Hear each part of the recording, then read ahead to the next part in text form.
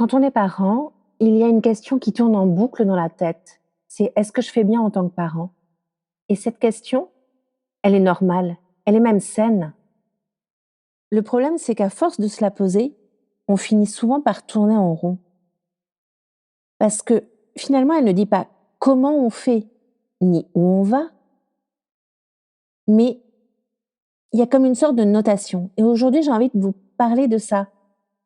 Comment arrêter de se juger en tant que parent et comment commencer à avancer avec un cap, un vrai cap dans notre parentalité.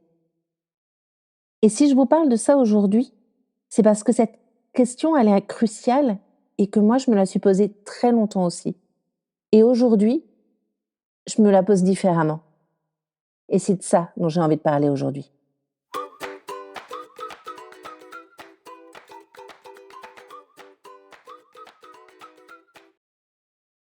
Bienvenue dans l'Odyssée d'un parent d'aujourd'hui. Je m'appelle Stéphane et je suis coach parental et familial, sophrologue et surtout maman de 3 enfants. Dans ce podcast, je parle du quotidien réel des parents. Pas celui qu'on idéalise, pas celui qu'on juge non plus, mais celui qu'on traverse, tous, avec nos doutes, les ajustements qu'on fait, nos tempêtes, extérieures et intérieures, et parfois aussi nos accalmies. Ici, il n'est pas question d'être parfait. En fait, on est déjà parfait. Il est question de rester vivant dans notre relation avec notre enfant. Aujourd'hui, j'ai envie de vous parler de ce moment précis de la parentalité, ce moment où on ne se demande plus seulement: est-ce que je fais bien? Mais le moment où quelque chose bascule, où la vraie question devient peut-être: comment je fais? Et surtout, vers quoi je vais? Aujourd'hui, si je devais répondre honnêtement à la question: comment tu vois ta parentalité et comment tu la vis surtout, je dirais que je suis en paix. Je suis en paix, mais la paix n'est pas du repos. C'est une paix vivante, mouvante, bouleversante parfois. Je fais des erreurs. Je me pose encore des tas de questions. Mais la seule différence avec avant, parce qu'il y a eu un avant, je ne me juge plus en permanence. Je ne cherche pas à avoir la meilleure note en parentalité. Et surtout, je me fais davantage confiance. Alors je vous disais qu'il y avait un avant et un après. Donc avant, ça n'a pas toujours été comme ça.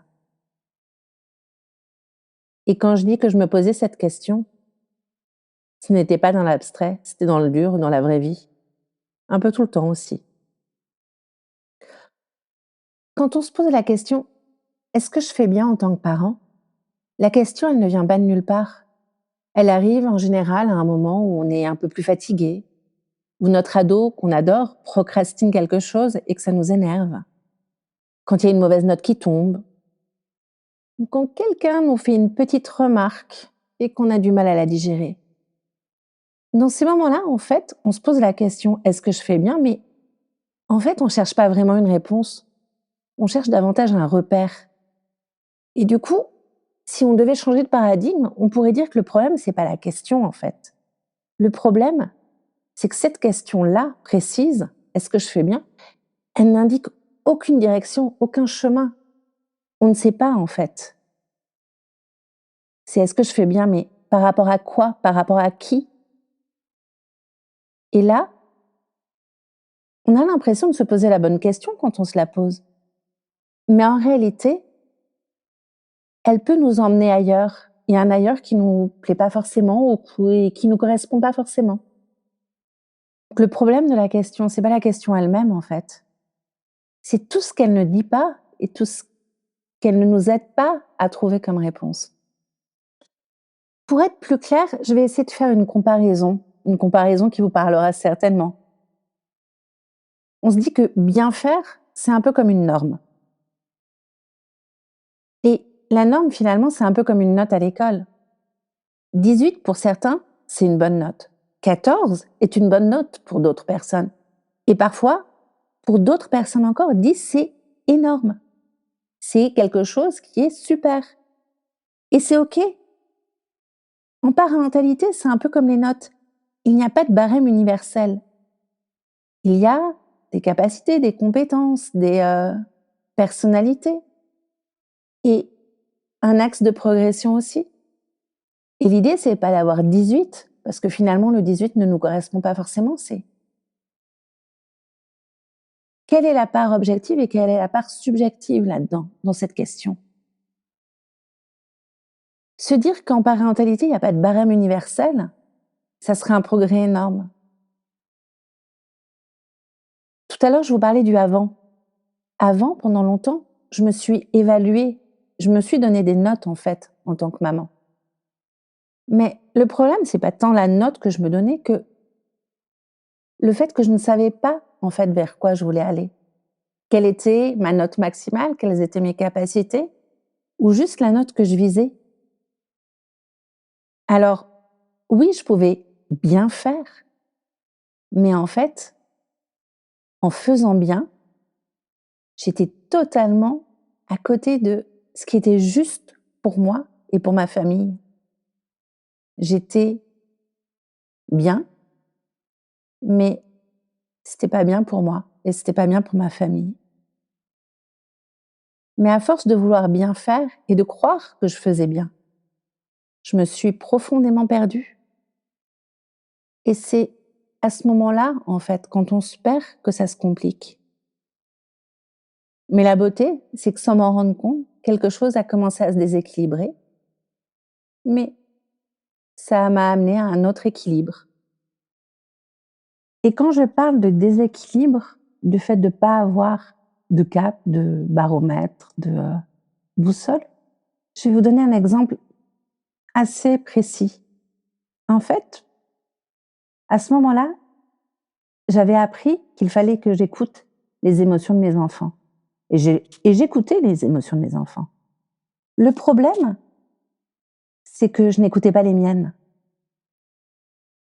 Et j'avais aussi appris que pour être un bon parent, il fallait respecter leurs besoins. Le problème et le déséquilibre qui arrivait, c'était que j'ignorais mes propres besoins. Je ne savais pas ce dont j'avais besoin. J'écoutais tellement les besoins et les émotions des autres que les miens étaient en sourdine. Je n'arrivais plus à les entendre. Alors, c'était pas brutal, c'était pas frontal comme ça. C'était progressif. Et ça arrivait pas à pas. Sauf que ce pas à pas m'a amené à un moment où quelque chose a lâché, où quelque chose a été mon corps. C'est un peu plus compliqué, mais c'est un peu ça. Et il y a eu une sorte de sentiment de décalage, de j'ai perdu pied, et là, comment je fais en fait pour resolidifier tout ça? Et c'est là en fait que je me suis posé la question sur cette fameuse question. Le est-ce que je fais bien en tant que parent? Est-ce que c'était la bonne question à me poser?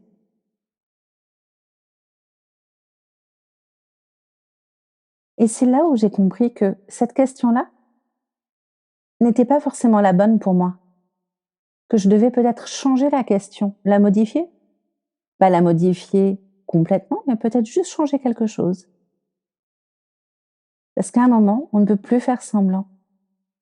Et il a fallu que quelque chose lâche, que je perde pied, pour que je puisse regarder les choses autrement. Et alors, cette question-là n'est plus seulement est-ce que je fais bien? Parce que cette question-là, elle est restée et elle est pertinente à certains moments.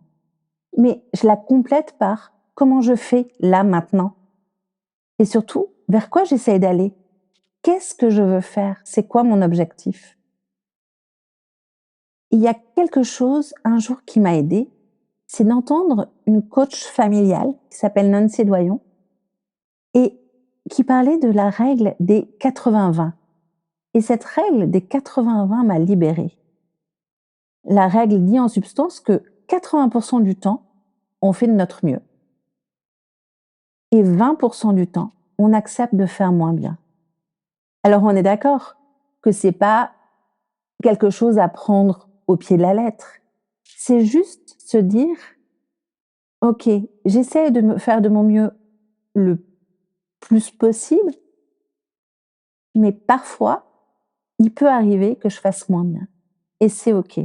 C'est pas un relâchement, c'est juste une respiration.